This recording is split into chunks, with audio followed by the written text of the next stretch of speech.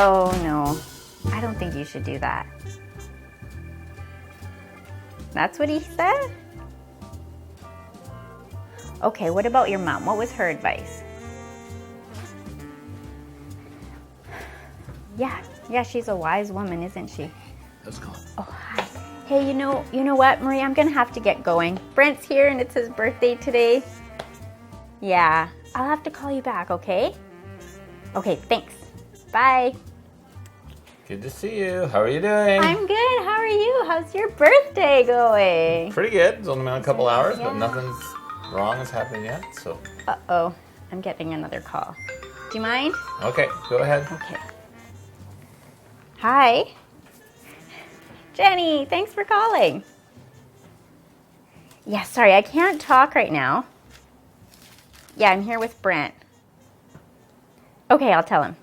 Thanks, bye. Jenny says, happy birthday. That phone of yours goes off like all the time. I'm just gonna take this, excuse me? and we're gonna. Are you Celeste? I am. I have a phone call for you. Oh, thank you. You're welcome. Come on, seriously? Hello?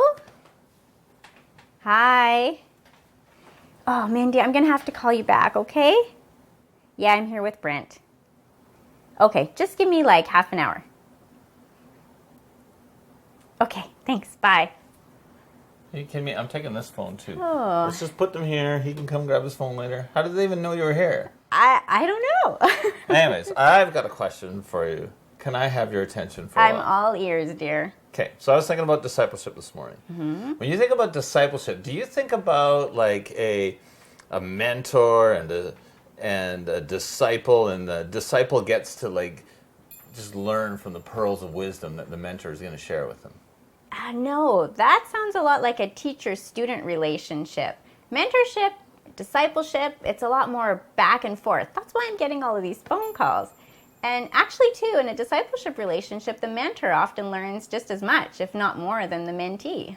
I found a lot in my life when I'm going to teach something or I'm working through something with somebody I'm discipling, I need to make sure that it's true of myself, true in my life, and that's something that I'm experiencing. But also, when I see God working in their life, it also helps me to understand that, oh, God wants to work in my life too, and that He's active and He changes us as well. Yeah, and I really like the cyclical nature of discipleship too. So I remember when I first began my relationship with Jesus, Karen mentored me, and then I grew in my relationship with God. I started mentoring other people who went on to mentor other people, who mentored other people, who mentored other people, and so on and so forth. And ideally, that process should keep continuing. Reminds me of 2 Timothy 2:2. That's just what I was reading this morning. Do you want to read that? Yeah, let me find it here. And what you have heard from me in the presence of many witnesses, entrust to faithful men who will be able to teach others also. That definitely sounds like discipleship. But let me ask you, Brent, do you prefer one-on-one or group discipleship? I'm not sure that's a great question. It's kind of like, would I rather have a boat or a motorcycle? I would rather have both, and I think they're equally as great. And I'd rather you have neither, because I feel so much safer when your wonderful feet are planted firmly on the ground. Yeah, so let me see. One-on-one or group discipleship? I think they both are able to provide an atmosphere of grace and trust where people can share what's going on in their life and have people speak into their life. But I think each one has its own unique benefits. Yeah, like in one-on-one discipleship, I really like that there's so much opportunity to ask questions and listen intently, to offer guidance and support, whether it would be spiritual or emotional, especially in difficult times. Yeah, and one-on-one, you can think of, there's some people that might be more comfortable sharing some things that are very personal, say things like addiction or a secret sin, like pornography. And so they'd be able to share that with their mentor. The mentor would have the ability to speak into their life and hold them accountable and help them to overcome that sin. Yeah, and that could look different depending on the relationship, right? Like one person might choose to be completely accountable to another person, or two people might be mutually accountable to each other. So a mentor could, encourage the other person and ask, how's it going? Or two people could counsel and pray for each other.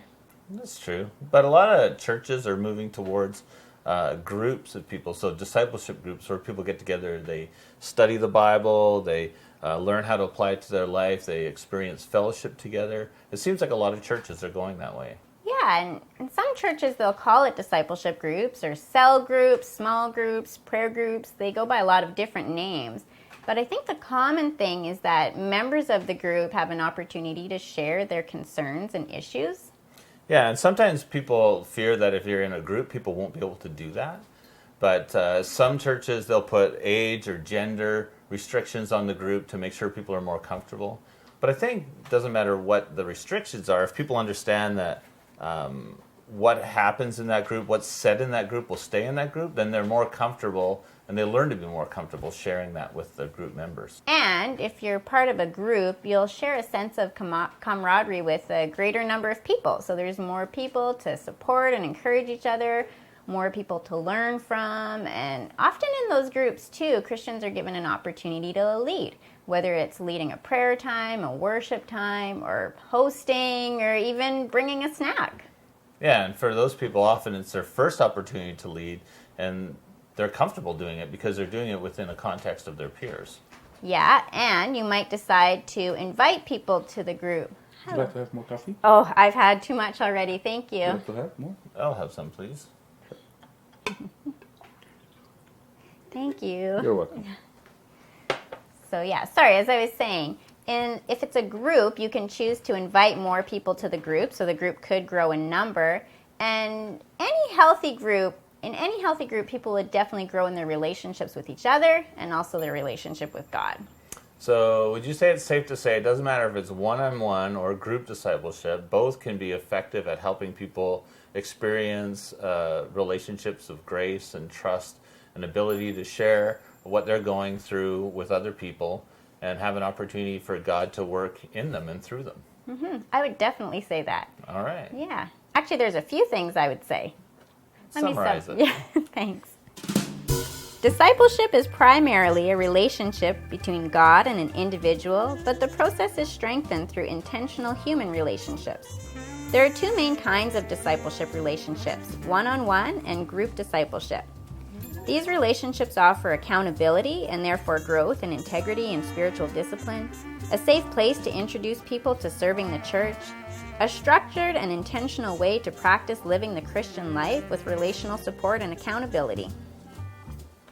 Thanks for summarizing that. This is actually really good because my discipleship group's taking me out for my birthday for lunch.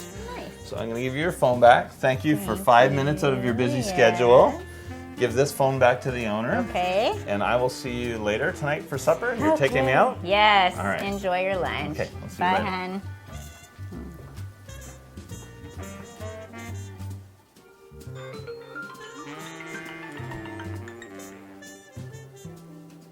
Hello? Hey, it's me again. Oh, hey, that was quick. Well, I thought I'd call you because it seems to be the best way to talk to you. So, if Yeah, sorry about that. hey, I wanted to ask you. I'm on my way to lunch, and I wanted to know after lunch, did you want me to pick up a motorbike or a boat? I wasn't sure. No boat, no motorcycle, honey, please. What? I thought that was the point of our conversation. No, I know it's your birthday, but please, no. I don't have to cancel the credit cards, do I? No. I'll see you for supper tonight. Okay, thanks, son. Okay, I love you. Bye-bye. I love you too, bye.